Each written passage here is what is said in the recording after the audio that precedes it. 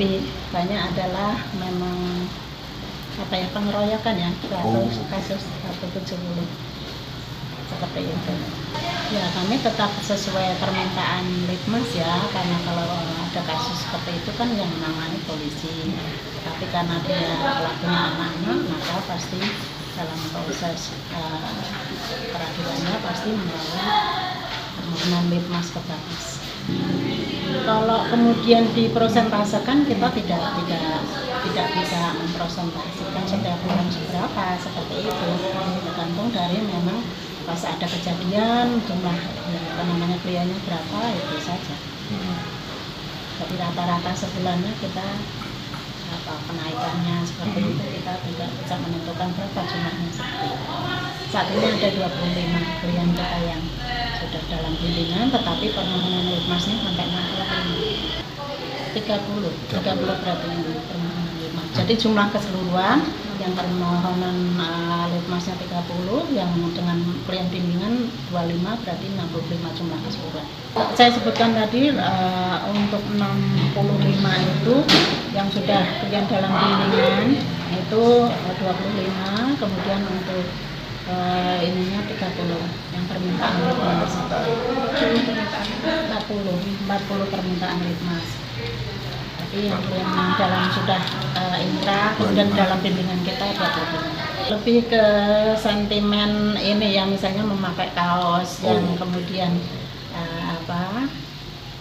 ada kata-kata apa dia pada saat rombongan berkendara kemudian mengucapkan apa yang dinilai apa, tidak mengucapkan pun dengan player motor itu sudah dianggap sebagai sesuatu yang ini nantangin misalnya gitu. Kita ada program Bapas Goes to School terkait dengan bagaimana kita memberikan penyuluhan seperti itu. Kasus-kasus yang sering ditangani oleh Bapas sehingga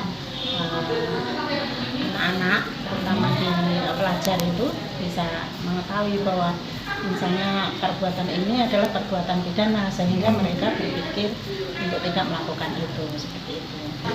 Bisa dijelaskan? Ya, kami sebatas yang kita tanganin saja ya. Kalau kemudian apa kasus yang ada di kita, meskipun tidak hanya yang kasus 170 KUHP ya pasal itu, tetapi ada juga kemudian kekerasan yang menimbulkan kematian, seperti penganiayaan gitu ya, itu ada. Tapi satu, terus ada yang persetubuhan, itu ada satu gitu. Itu lebih ke ya namanya kasus ya gitu, tapi lebih relatif banyak kalau kasus 170 gitu. Pengeroyokan itu ya biasanya antar perguruan seperti itu. Itu yang dimanapun begitu, ada Karanganyar, ada Seragen, ada Boyolali gitu.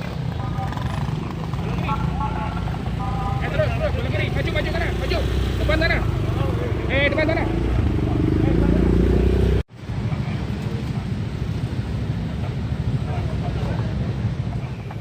Untuk pelanggaran terkait dengan lalu lintas, kami menggolongkan menjadi dua, yaitu golongan mahasiswa maupun dari swasta. Untuk golongan pelajar kami itu berdasarkan terkait dengan identitas dari pelanggar sendiri, itu melalui SIM-nya yang terdaftar tersebut, itu termasuk dalam mahasiswa atau swasta. Kemudian dari KTP juga kita mengikut ke dalam data tersebut. Terkait dengan pelanggaran lalu lintas yang berdasarkan terkait dengan data identitas, yaitu pelajar maupun mahasiswa, ini juga ada kita temui. Terkait dengan hal tersebut pastinya kita akan memberikan himbauan maupun sosialisasi terkait dengan tertib berlalu lintas. Mungkin yang paling sering terjadi? Untuk pelanggaran yang paling terjadi di wilayah Surakarta terkait dengan saat ini yang lagi maraknya, yaitu terkait dengan kelayakan teknis, khususnya terkait dengan knalpot yang tidak standar. Kemudian juga didominasi juga pelanggaran tidak menggunakan helm, baik tidak sama sekali pengguna maupun penumpangnya, dan tidak menggunakan helm sesuai dengan standar nasional Indonesia.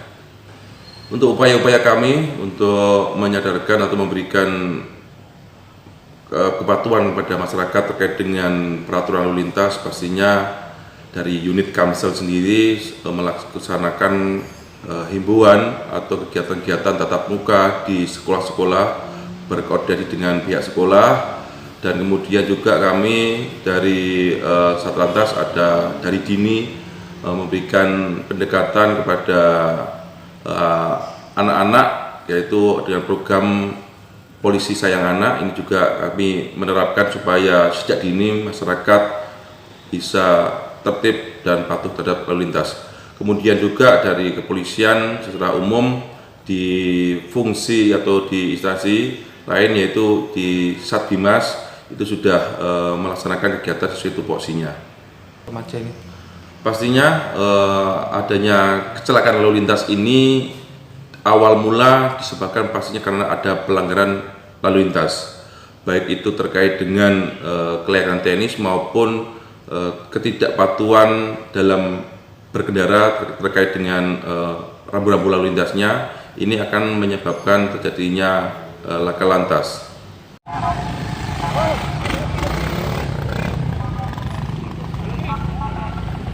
Terus, belah kiri, maju kanan, maju, depan sana.